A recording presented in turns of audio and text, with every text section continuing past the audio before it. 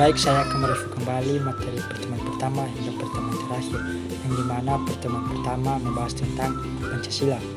Latar belakang pendidikan Pancasila berawal dari kedudukan Pancasila sebagai dasar negara, ideologi nasional, dan pandangan hidup bangsa Indonesia.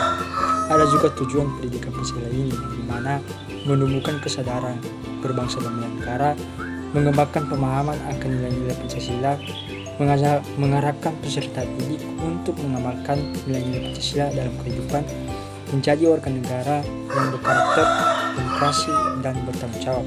Nah, kita masuk pada landasan pendidikan Pancasila yang terbagi menjadi 4 bagian, yang dimana satu, landasan historis, yang dimana Pancasila merupakan pandangan hidup bangsa dan nilai-nilainya sudah ada sebelum Indonesia membentuk negara secara yuridis. Yang kedua, landasan kultural, yang dimana landasan kultural Pancasila adalah budaya yang melatar belakangi lahirnya Pancasila. Yang ketiga, landasan yuridis, yang dimana landasan yuridis ini adalah dasar hukum yang menjamin kedudukan Pancasila sebagai dasar negara.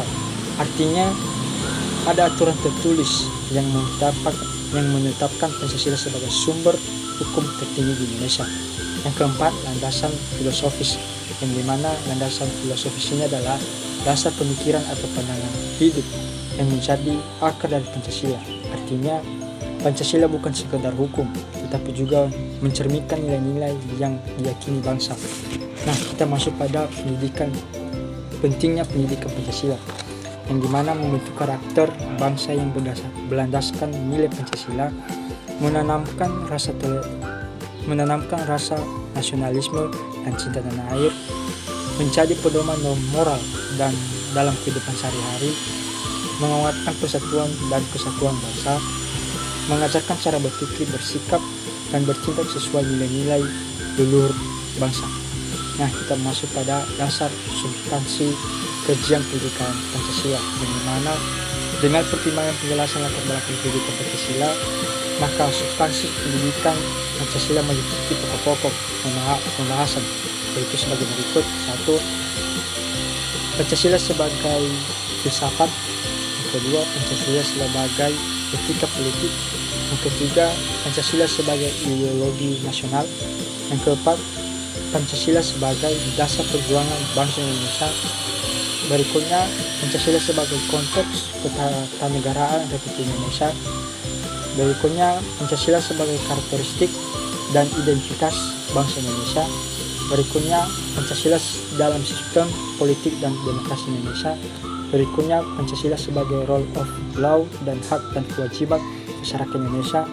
Yang terakhir, Pancasila sebagai kesatuan bangsa Indonesia. Nah, kita masuk pada Pancasila ditetapkan sebagai dasar negara di Indonesia pada 18 Agustus 1945, yang terdiri dari 5. Yang pertama, ketuhanan yang Maha Esa.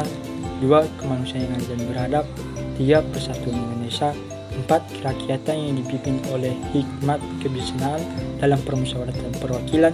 5. Keadilan sosial bagi seluruh rakyat Indonesia.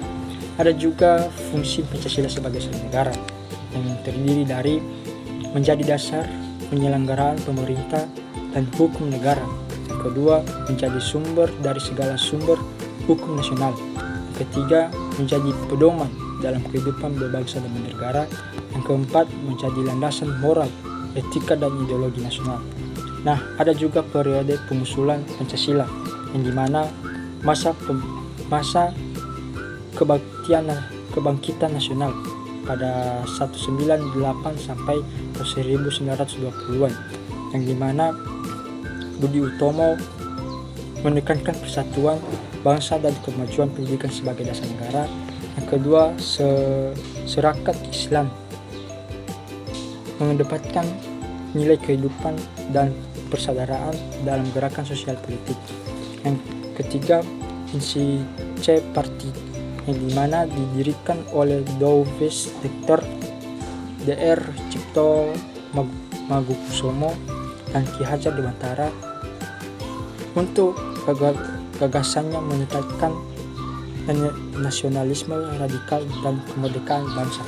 Nah, kita masuk pada periode perumusan Pancasila, di mana yang pertama sidang pertama BPU PKI pada 29 Mei 1 Juni 1945, yang dimana yang kedua pembentukan politik 9, yang dimana tanggal 20 Juni 1945. Nah, kita masuk pada konteks tujuan negara, yang dimana tujuan negara adalah arah atau cita-cita yang hendak dicapai oleh suatu negara. Tujuan ini menjadi dasar penyelenggaraan pemerintah. Nah, tujuan negara Indonesia, ada juga tujuan negara Indonesia yang dimana ditetapkan pada Undang-Undang Dasar tahun 1945 alinea keempat, yang terdiri dari melindungi segenap bangsa Indonesia dari seluruh tempat darah Indonesia, memajukan kesejahteraan umum, mencerdaskan kehidupan bangsa, ikut melaksanakan ketertiban dunia yang berdasarkan kemerdekaan, perdamaian abadi, dan keadilan sosial. Nah, ada juga urgensi dari dasar negara, yang dimana tanpa dasar negara, penyelenggaraan kehidupan bernegara yang kehilangan arah, tujuan, dan pedoman bersama. Pancasila memberikan identitas kepribadian serta berkarakter bangsa Indonesia. Nah, sekian dari review saya dari pertemuan pertama hingga pertemuan terakhir. Terima kasih.